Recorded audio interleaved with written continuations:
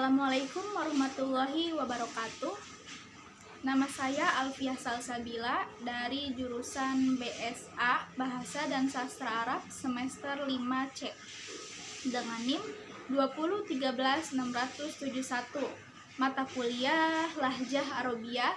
Saya akan menjelaskan tentang dialek-dialek bahasa Arab.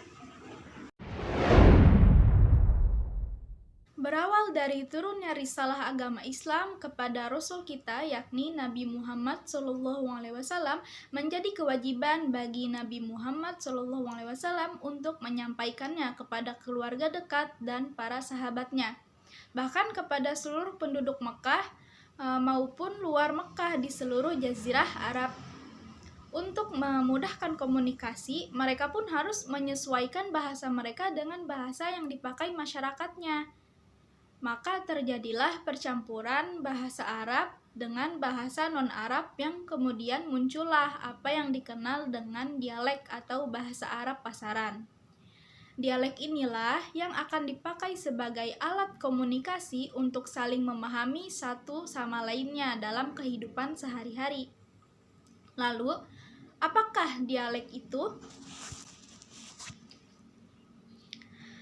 Dialek atau lahjah menurut para ahli bahasa Arab adalah bahasa dan huruf yang digunakan oleh sekelompok orang dalam maupun rumpun tertentu yang menyebabkan adanya perbedaan ucapan, bahkan bacaan antara satu dengan yang lainnya. Yang selanjutnya, secara umum ada faktor mendasar yang menyebabkan timbulnya berbagai macam dialek dalam satu bahasa, yaitu tersebar luasnya suatu bahasa dan dipergunakannya oleh banyak orang. Setiap dialek pun selanjutnya berkembang melalui jalan yang berbeda-beda. Jarak perbedaan itu senantiasa melebar dan melebar di antara satu dialek dengan dialek lainnya, hingga menjadi bahasa berbeda dan berdiri sendiri yang tidak dipahami kecuali oleh pemiliknya. Lalu selanjutnya dari beberapa macam faktor, yang pertama ada faktor politik. Faktor politik ini sangat berpengaruh terhadap perkembangan bahasa. Hal ini bisa dibuktikan ketika sebuah negara terbagi-bagi menjadi wilayah-wilayah kecil yang berdiri sendiri. Lalu yang selanjutnya ada faktor sosial. Faktor sosial pun tidak kalah perannya dari faktor politik dalam menimbulkan dialek-dialek. Orang-orang yang tinggal dalam satu masyarakat bisa berbeda-beda dalam status, pendidikan, dan pekerjaan. Perbedaan-perbedaan ini mengotak-ngotakkan mereka dalam satu level yang berbeda dengan level lainnya. Dan level-level mereka ini berpengaruh pula pada bahasa yang mereka pergunakan. Lalu yang ketiga, ada faktor geografis. Faktor ini pun sangat berpengaruh dalam menimbulkan dialek-dialek. Sebagai contoh adalah situasi desa yang berbeda dengan situasi kota. Desa yang mobilitas masyarakat sedikit terisolasi dan sedikit bergaul dengan masyarakat lain, maka bahasa mereka relatif terjaga dari bahasa orang-orang kota yang banyak berinteraksi dengan masyarakat-masyarakat lainnya. Lalu selanjutnya ada aspek yang menyebabkan dialek berbeda. Apa saja aspek-aspek tersebut? Nah, aspek-aspek yang menyebabkan satu dialek sering berbeda dengan dialek lainnya adalah dalam hal suara, makna, kata, dan kaidahnya. Adapun cara pembentukan atau proses perbedaan itu melalui seperti ibdal, irob, tasil, ilal, itmam, naqas, idgham, fak, dan taroduf.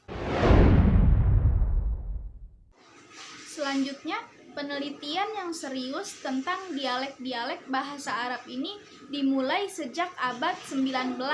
Para ahli telah mengelompokkan dialek-dialek tersebut menjadi 5 kelompok besar. Setiap kelompok mencakup dialek-dialek yang berdekatan dalam bunyi kosakata, gaya bahasa, gramatika, serta pengaruh-pengaruh yang melingkupi dalam perkembangannya. Nah, 5 dialek-dialek ini, yang pertama ada kelompok dialek Hijaz, Najd. Kelompok ini mencakup dialek-dialek Hijaz, Najd, dan Yaman. Lalu yang kedua ada kelompok dialek-dialek Suriah. Di sini dikecualikan dari dialek-dialek yang berasal dari bahasa Aramia yang masih dipakai sampai sekarang di 3 desa di Suriah, yaitu Ma'lulah, Jabaldin, dan Ba'fa. Kelompok ini meliputi semua dialek-dialek bahasa Arab yang dipakai di Suriah, Libanon, Palestina, dan Timur Yordania. Yang ketiga, ada kelompok dialek Irak. Kecuali dari dialek-dialek bahasa Irak yang berasal dari selain Suriah, seperti dialek-dialek bahasa Kurdi dan dialek yang berasal dari bahasa Suriah yang bukan Arab, seperti dialek-dialek Aramiyah yang masih terpakai sampai sekarang di beberapa desa di Tur Abidin, Jabal Al-Kurdi, dan pinggir timur Danau Urmia. Dialek-dialek yang termasuk dalam kelompok Irak ini adalah semua dialek bahasa Arab yang dipergunakan dalam negara Irak. Lalu yang keempat ada kelompok dialek Mesir.